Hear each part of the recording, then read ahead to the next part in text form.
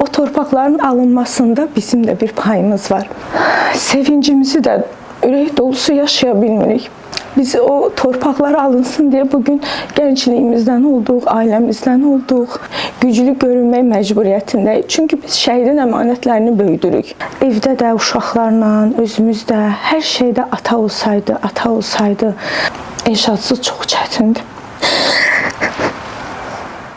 Abşeron rayonunda 44 günlük Vətən müharibəsinin qəhrəman şəhidlərindən olan mayor Elşad Həsənovun doğum günü qeyd edilib. Şəhidin 44 yaşı münasibətilə onun ailəsi ziyarət olunub.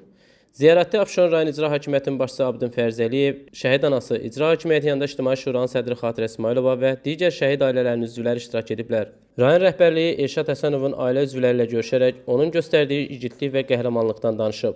Xalqımızın azadlığı uğrunda canını fəda edən bütün şəhidlərin xatirəsinin daim uca tutulduğunu vurğulayıb. Qeyd edək ki, Azərbaycan ordusunun mayoru Elşad Həsənov 2020-ci il sentyabrın 27-sində başlanan və Azərbaycan ərazi bütövlüyünün bərpası ilə nəticələnən Vətən müharibəsində iştirak edib. O, Murov dağın azadlığı uğrunda gedən döyüşlərdə şücaətlə vuruşaraq 2 oktyabr 2020-ci ildə döyüş tapşırığını yerinə yetirərkən şəhidlik zirvəsinə ucalıb. Uzun müddət nəşi tapılmayan şəhidin cənazəsi 16 dekabr 2020-ci ildə tapılaraq 2-ci şəhidlər xiyabanında dəfn edilib. Azərbaycan Respublikasının Prezidenti İlham Əliyevin müvafiq sərəncamına əsasən Elşad Həsənov ölümündən sonra Vətən uğrunda 3-cü dərəcəli Rəşadət ordunu və Kəlbəcərin azad olunmasına görə medalları ilə təltif olunub. Gündə bir dəfə də olsa yığırdı, bilirdi ki, mən çox narahat oluram. Çünki o 44 günlük müharibədən qabaq Tovuz döyüşlərində də iştirak eləmişdi. Mənim üçün çətin olduğunu bilirdi. Onun üçün o mənə gündə bir dəfə də olsa yığırdı. Deyirdi ki, narahat olma, hər şey yaxşıdır. Biz qələbə qazanırıq, işğalda olan bütün torpaqlarımızı düşməndən azad edirik. Hər gün biz irəliləyirik, məqsədimizə çatırıq. O qədər ruh yüksəkliyi var idi. Mən də Elşada bu sözlərinə o qədər rahat idim, o qədər arxayın idim.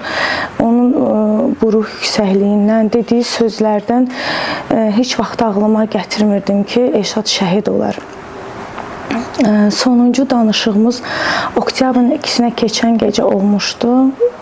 Yığdı mənə evlə bağlı, uşaqlarla bağlı tapşırıqları verdi və səhər yığdım, zəng çatmadı. O zəng çatmayan Elşadla bir daha danışa bilmədik. Artıq bu sentyabrda 5 il olacaq. 44 günlük müharibədən keçir 5 il, amma sanki dünən kimi olub. Bəlkə də mən bu fikrimi bütün şəhid ailələri təsdiqləyər. Bir gün də olsa onlar unudulmayıb. Evdə də, uşaqlarla, özümüzdə, hər şeydə ata olsaydı, ata da belə xoşlayırdı. Biz Elşadla hər günümüzü onunla yaşayırıq. Amma çox çətindir. Çox çətindir. Elşaddan sonra qızımız, böyük evladımız məzun oldu. Ali təhsil, universitetə qəbul oldu. İnanırsınız, sevincimizi də ürək dolusu yaşaya bilmirik. Düzdür, sağ olsun dövlətimiz, Cənab Prezident Mehriban xanım bu 5 ildə hər gün, hər dəqiqə onların diqqət qayğısını hər anımızda hiss eləmişik. Bizim rayonun başçısı Abdin müəllim mənə, ata, uşaqlara əsil baba olub, baba qayğısını, baba diqqətini əski eləməyib. Ancaq Elşadsız çox çətindir.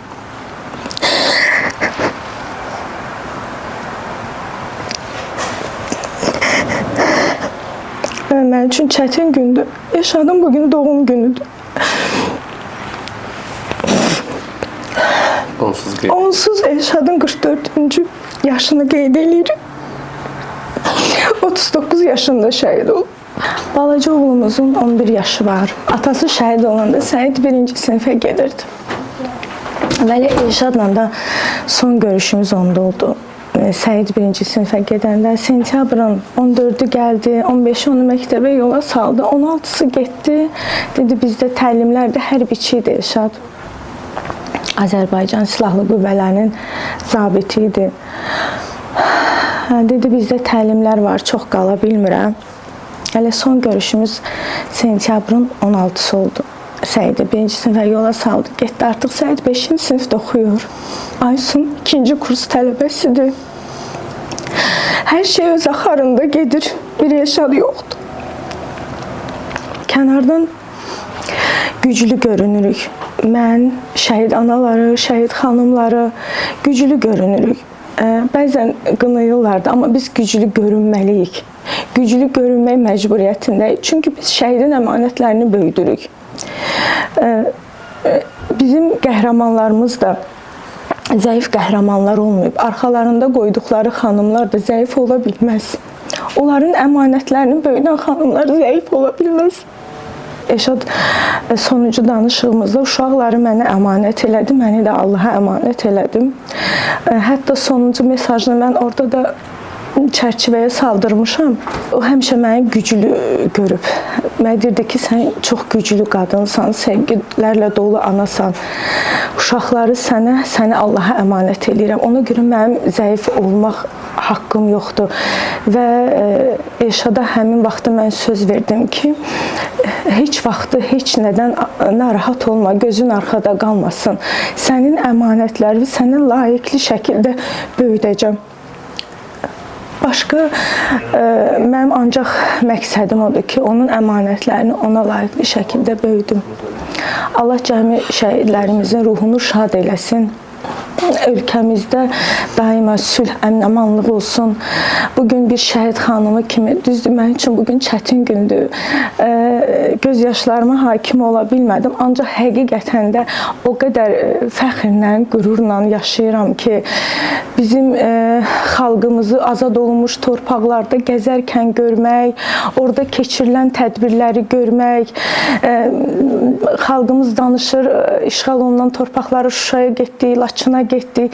İnanırsınız, içimdə o qədər fərəh hiss olur ki, o torpaqların alınmasında bizim də bir payımız var. Biz o torpaqlar alınsın deyə bugün gəncliyimizdən olduq, ailəmizdən olduq. Elşad yaşamaq hüququndan oldu, amma çox şükür ki, bugün bizim bütün torpaqlarımızda, işğalda olan torpaqlarımızda üç rəngli bayrağımız dalğalanır. Allah bizim azadlığımızı daim etsin, müstəqilliyimizi daim etsin. Ölkəmizdə həmişə sülh, əmin-amanlıq olsun.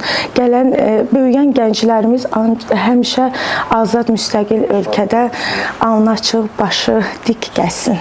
Elşad Həsənovun əziz xatirəsi xalqımızın qəlbində daim yaşayacaq.